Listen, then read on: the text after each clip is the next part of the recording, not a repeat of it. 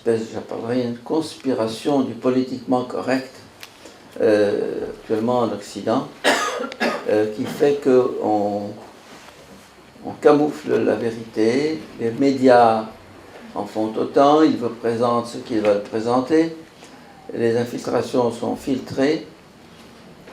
Un journal comme Le Monde, que j'appréciais énormément, que je lisais pendant très longtemps, je ne le lis plus, parce que, justement, lui aussi il est tombé dans ce politiquement correct. Les nouvelles qui vous parviennent sont filtrées par les politiciens, un certain nombre de politiciens, par l'État lui-même, qui dit ce qu'il veut dire. Et si bien que, comme la plupart des citoyens français se contentent du journal télévision de 8 heures, et que là, ils puisent leurs informations, donc vous n'avez de ce qui se passe là-bas que ce que on veut bien vous dire. Si bien que ça crée une opinion, et une opinion qui est en train lentement de changer.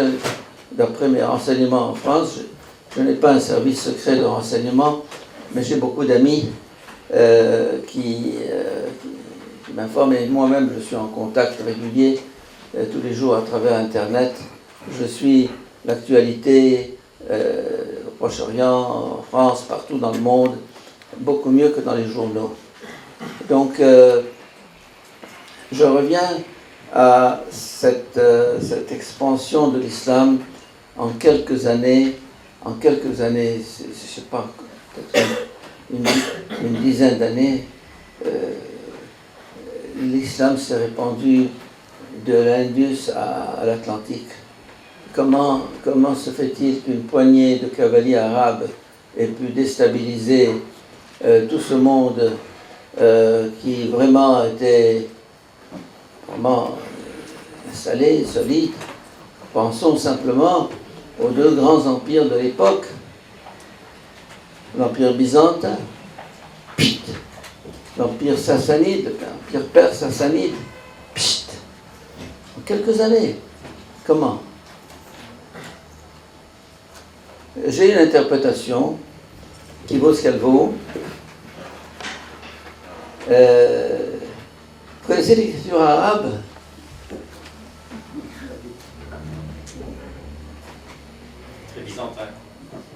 Ça, c'est le caractère.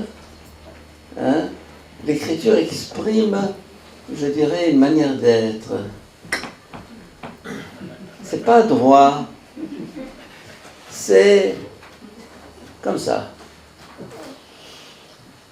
Comme les rues de Tunis, comme les vieilles rues des villes arabes, elles ne sont jamais droites. Il n'y a pas de ligne droite. J'étais à Tunis, essayer de trouver une ligne droite, c'est difficile.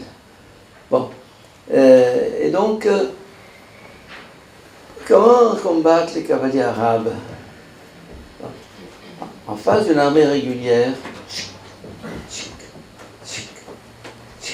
qui arrive avec les lances, les légionnaires derrière, enfin bref, et les cavaliers arabes qui arrivent, tac, 2 pas en avant, 1 pas en arrière, 2 pas en avant, 1 pas en arrière, le genre de harcèlement, si vous voulez, qui fait que l'armée régulière est complètement déconcertée, déstabilisée. C'est une interprétation qui vaut ce qu'elle vaut, mais c'est ainsi que les cavaliers arabes ont pu s'étendre en quelques années et créer un empire. Alors,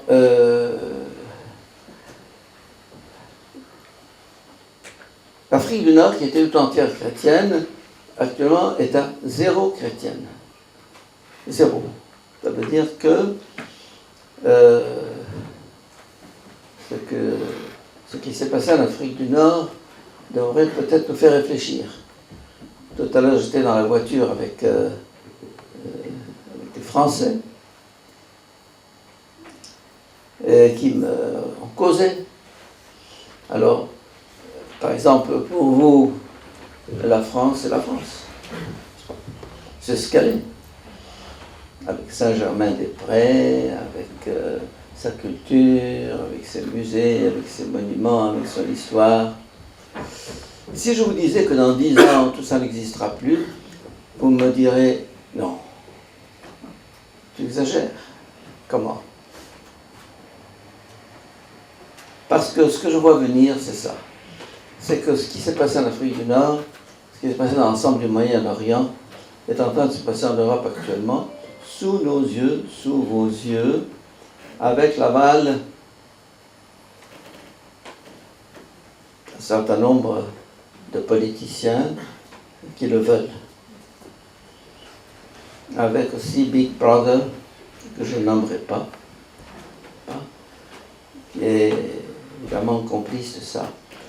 Et ceci ne vaut pas simplement pour la France, vaut pour l'ensemble de l'Europe. Je dis ça parce que l'année dernière, j'étais au Capitole à Washington pour un petit discours là-bas, et je disais, notre combat est votre combat, c'est le même combat que nous menons. Ou bien nous tombons tous, chrétiens d'Orient, chrétiens d'Occident, ou bien on se mobilise. Mais actuellement, il y a une espèce d'apathie généralisée. Et d'abord, si je puis dire, un doute. Comment? Qu'est-ce qu'il raconte?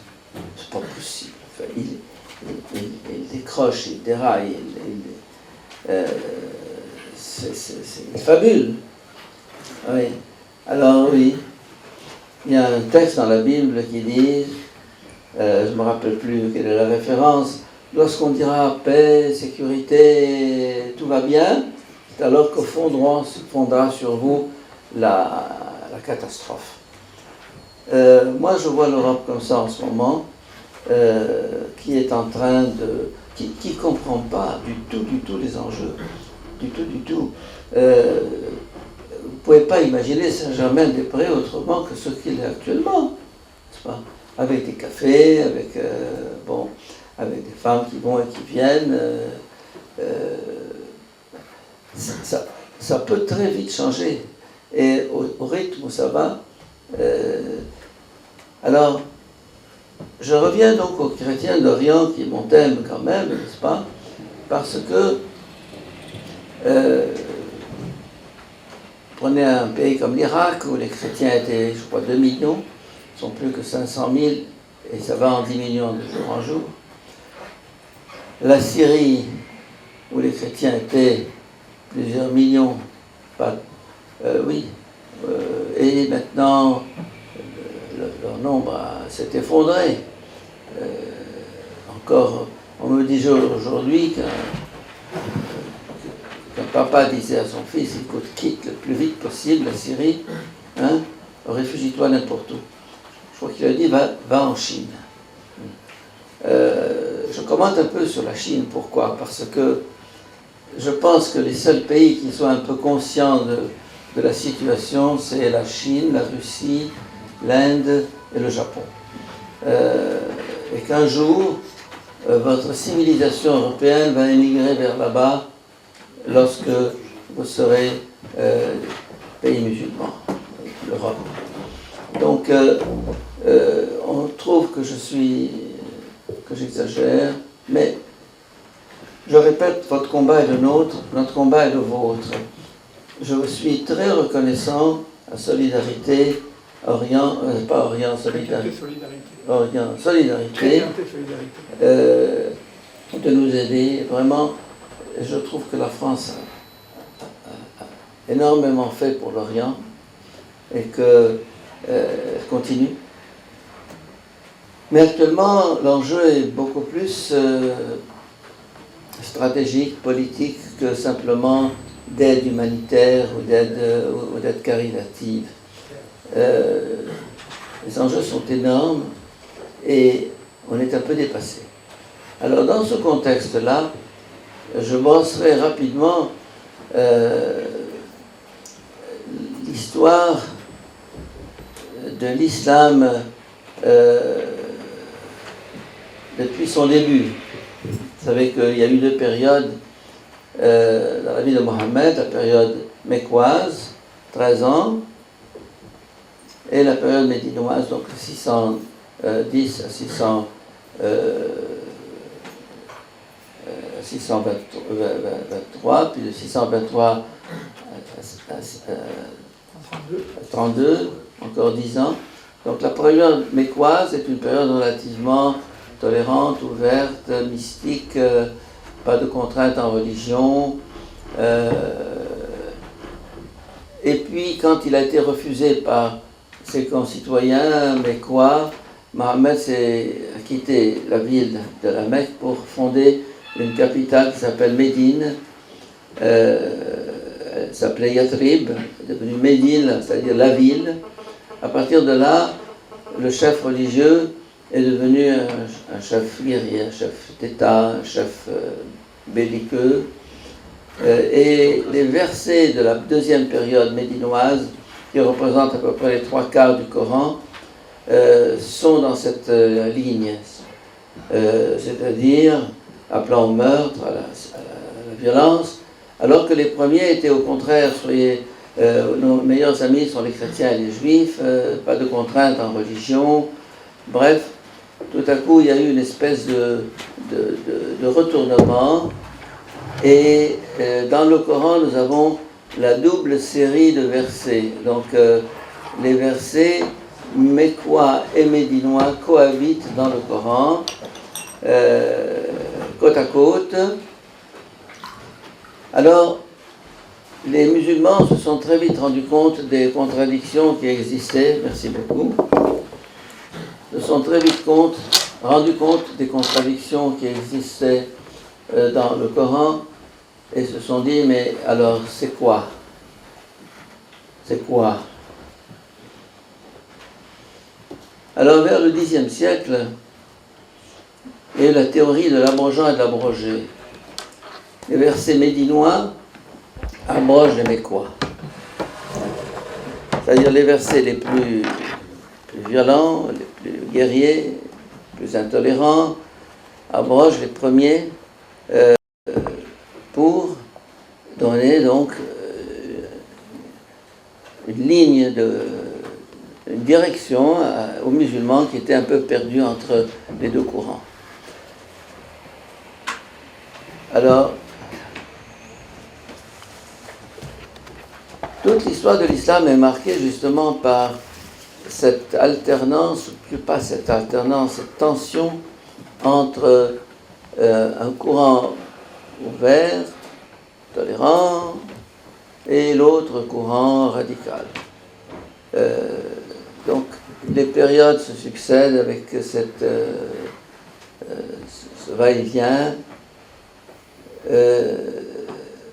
mais malheureusement, je prends un exemple très simple, c'est le calife Mamoun au IXe siècle, 830, était un calife abbasside à Bagdad, très ouvert à la critique, à la philosophie, à la réflexion, et tout ce courant s'appelait les Mu'tazilites, c'est-à-dire ceux qui se sont isolés du reste. Et les Mu'tazilites étaient invités à la cour du calife Ma'moun de façon régulière pour discuter philosophie, religion, etc. et penchant pour un islam des Lumières, si on peut dire.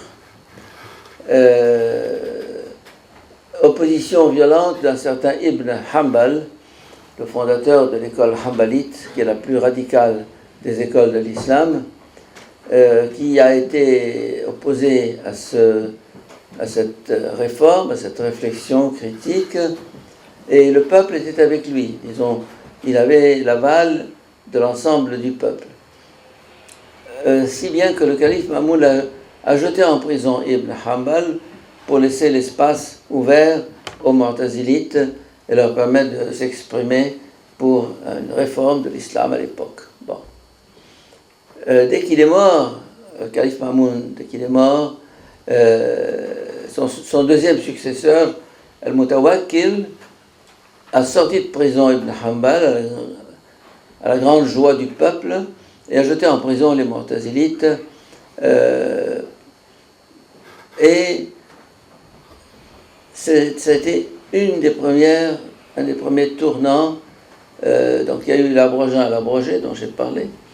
Il y a eu cette affaire des Mu'tazilites qui ont été persécutés et bâillonnés. Et puis il y a eu Ibn Taymiyyah au XIIIe siècle qui est un successeur lointain de Ibn Hanbal et qui est un peu à l'origine de tous ces mouvements islamistes que nous connaissons aujourd'hui. Ibn Taymiyyah est la référence, une des références premières de ces courants que nous connaissons aujourd'hui. Alors, il y a eu des philosophes comme Ibn Sina, Ibn Rushd, Averroès, ou bien Avicenne, ou bien Al-Farabi, ou bien Al-Kindi, ou bien d'autres, qui ont bien cherché à concilier entre raison et foi, entre la philosophie grecque et l'islam. Et ils ont tous été condamnés et réduits au silence. Donc il ne faut pas, je dirais, s'imaginer que ces quelques noms que je viens de citer sont représentatifs de quoi que ce soit. Ils ont été mis à l'écart. Et finalement, nous avons eu au XIXe siècle, au début du XIXe siècle, Mohammed Ali, qui est le fondateur de la dynastie qui a abouti à roi Farouk, détrôné en 52. Mohammed Ali était un génie, analphabète, mais un génie. Une poignée d'acier. Il a pris le pouvoir en Égypte, il n'était que khedive, et il a pris pratiquement son indépendance par rapport à la sublime porte, c'est-à-dire Constantinople. Et il a créé l'Égypte moderne. En 44 ans, on peut dire qu'il a créé au forceps. Ça veut dire envers et contre tout. Il a envoyé des tas de jeunes et de moins jeunes en France se former, la France étant à l'époque le pays des Lumières.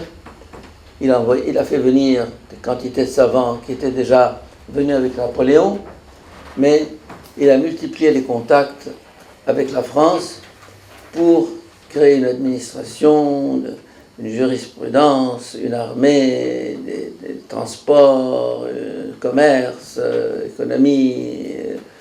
Donc à tous les niveaux, une Égypte neuve est née dans un pays qui était resté pendant des siècles au fond du gouffre. Disons, l'Égypte, au début du XIXe siècle, n'existait pas comme puissance. C'était une vassale de la sublime porte. Bon.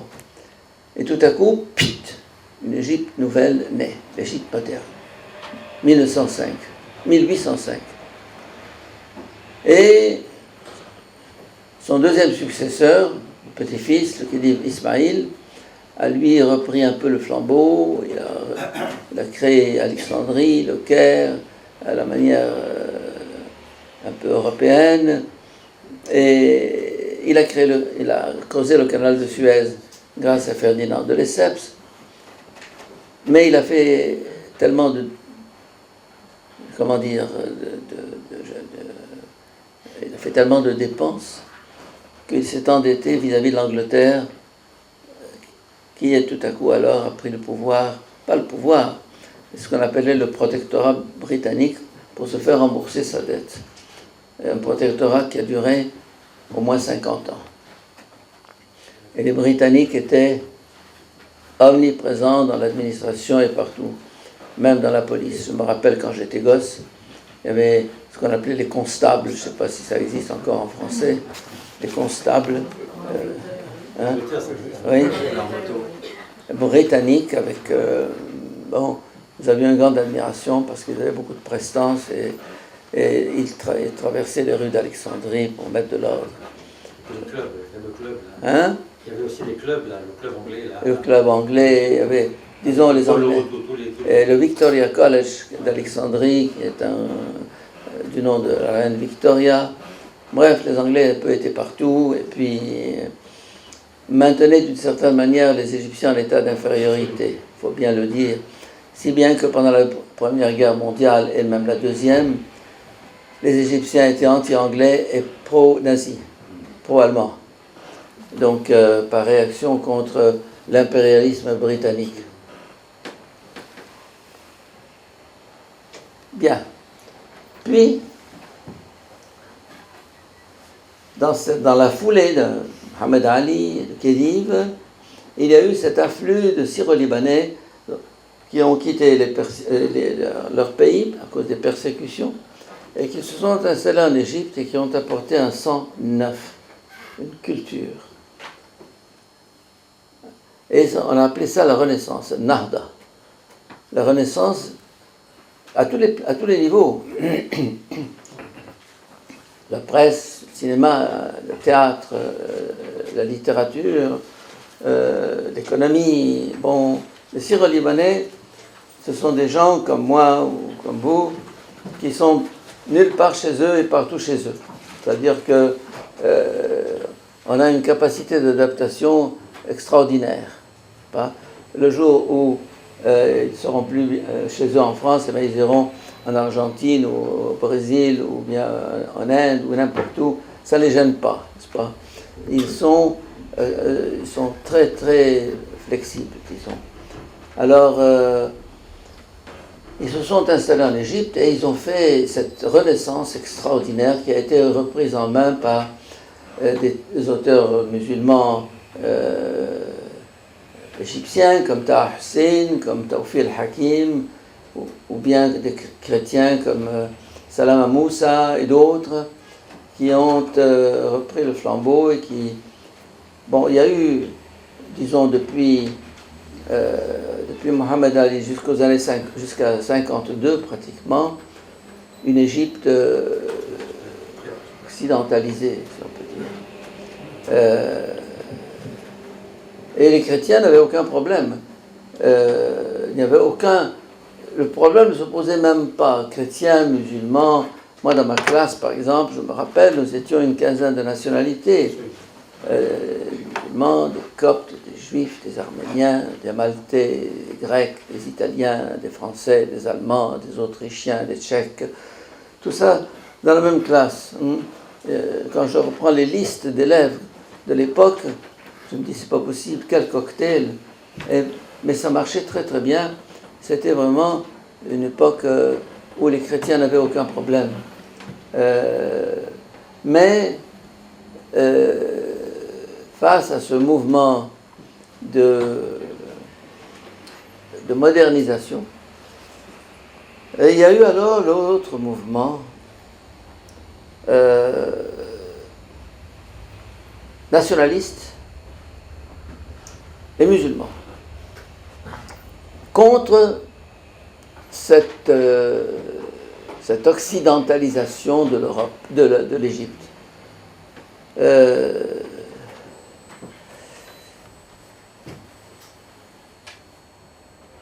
Sur le plan de l'islam, il y a eu d'abord ce qu'on appelle le mouvement réformiste. Au XIXe siècle, un homme comme Gamal Eddin Lavrani ou bien Mohamed Abdou ont lancé un mouvement réformiste, ça veut dire réformer l'islam. L'an dernier, j'avais une conférence, je ne sais plus trop où, ayant pour titre « L'islam peut-il se réformer sans se dénaturer ?» Titre provoquant. Évidemment, il y a un point d'interrogation à la fin, mais vous comprenez ce qu'il y a derrière le point d'interrogation. L'islam peut-il se réformer sans se dénaturer? Or, leur tentative a échoué face à fixisme, fondamentalisme, notamment de la grande université du Caire, l'Azhar, qui ne peut pas imaginer autre chose que ce qui a été depuis 1000 ans, c'est comme ça. Alors, le courant réformiste a donc échoué. Il y a eu un courant nationaliste qui a commencé avec Arabi en 1882, qui s'est poursuivi jusqu'au début du XXe siècle avec Saad Zarloul, le mouvement nationaliste, etc., où chrétiens et musulmans vivaient ensemble en parfaite harmonie, la main dans la main, et avec pour devise Dinillah wal watan al jamia. La religion concerne Dieu et la patrie ou la nation est une affaire, c'est l'affaire de tout le monde. Donc, séparation de la religion et de l'État et de la société. Ce mouvement a soudé chrétiens et musulmans. Parallèlement un peu plus tard, disons, nous avons eu le même mouvement en Syrie et au Liban avec Michel Aflaq et Georges Habash et je ne sais plus qui encore, qu'on appelle, on appelait ça quoi, hein? Le Baas syro-libanais, palestinien, etc., donc né dans ce coin du Moyen-Orient, a compris que pour dépasser les clivages chrétiens-musulmans, il fallait trouver un terrain commun. Et à ce moment-là, ils ont lancé l'idée d'arabisme, ou d'arabité, pardon. L'arabité, ça veut dire nous sommes tous arabes par la culture, par la langue, faisons bloc ensemble, nous sommes... laissons la religion de côté.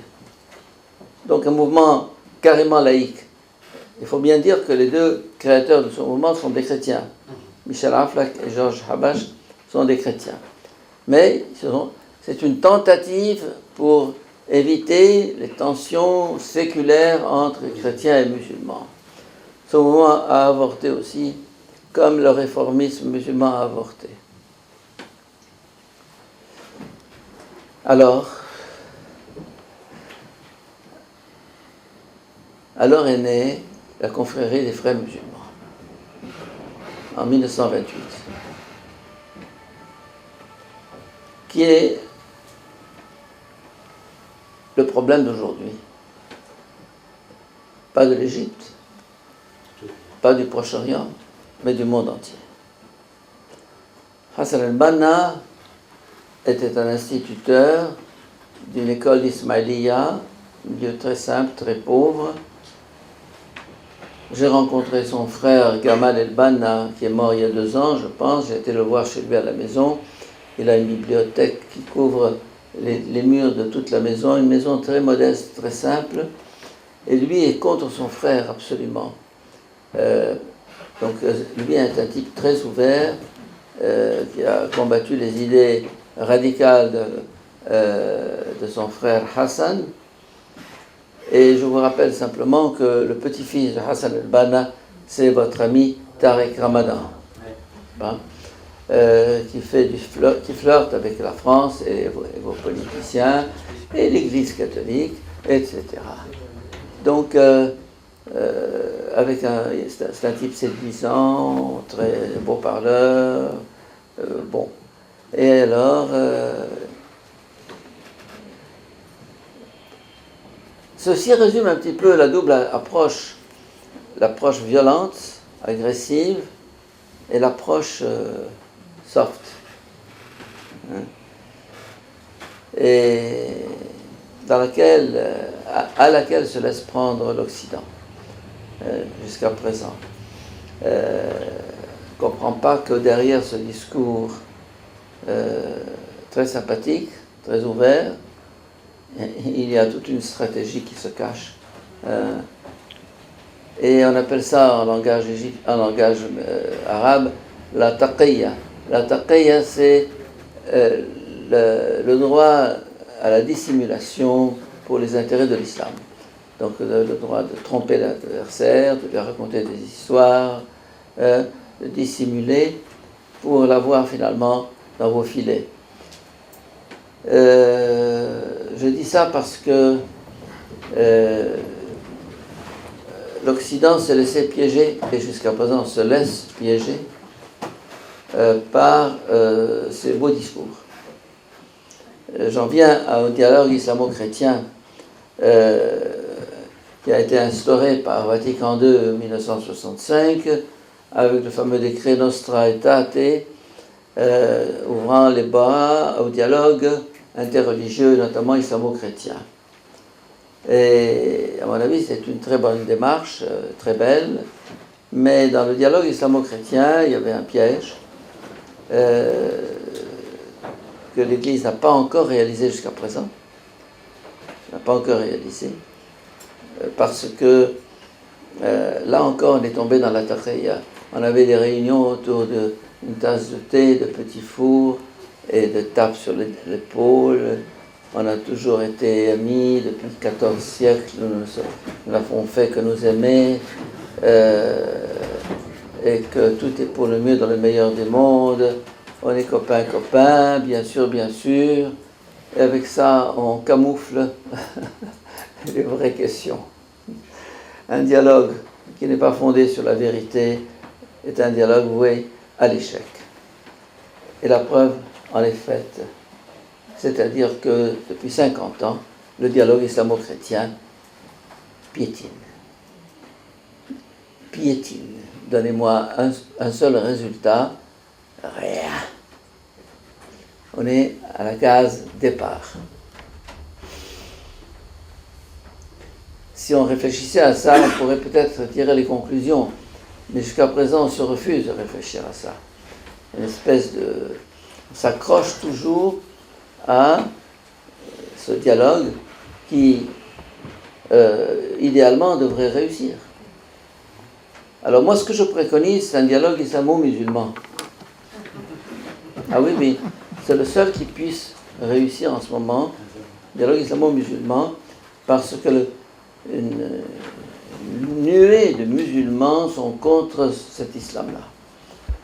Des intellectuels, des journalistes, des jeunes en Égypte sont contre cet islam pur et dur des frères musulmans et de l'Azhar. Et ce mouvement de rejet de l'islam radical a abouti à un phénomène absolument nouveau en Égypte, que je vous signale, si vous ne le connaissez pas, l'athéisme. L'athéisme est en train d'avancer au galop en Égypte. Il y a quelques mois, nous avons un centre culturel dont j'ai été directeur pendant 5 ou 6 ans, à Alexandrie, où nous faisons des spectacles, des films, des pièces de théâtre, des groupes de discussion, présentation d'un livre, etc. Ceux qui le fréquentent, c'est des jeunes en immense majorité, moitié chrétiens, moitié musulmans. Alors, on m'a demandé de faire un séminaire sur l'athéisme. Je l'ai fait avec des chrétiens et des musulmans, à peu près tous des jeunes. Eh ben, nous avons eu des musulmans qui ont insulté Mohammed, qui ont traîné dans la boue le Coran, et des chrétiens qui ont insulté Jésus-Christ et traîné dans la boue l'Évangile. Mais la proportion de musulmans est bien supérieure à celle des chrétiens dans ce mouvement d'athéisme qui déferle sur l'Égypte. Alors,